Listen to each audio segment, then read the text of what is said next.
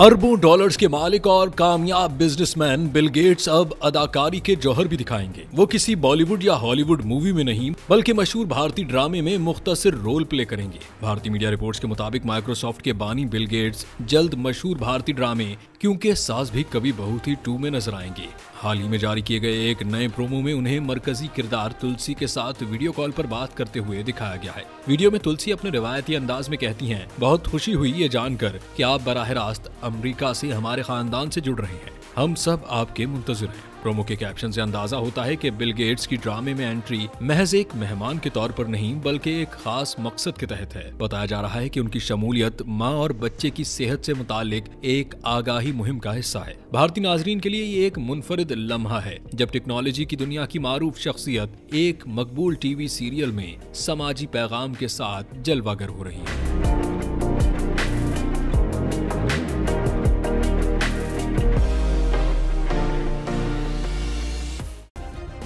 Subscribe करें और bell दबाएं ताकि कोई खबर रह न जाए।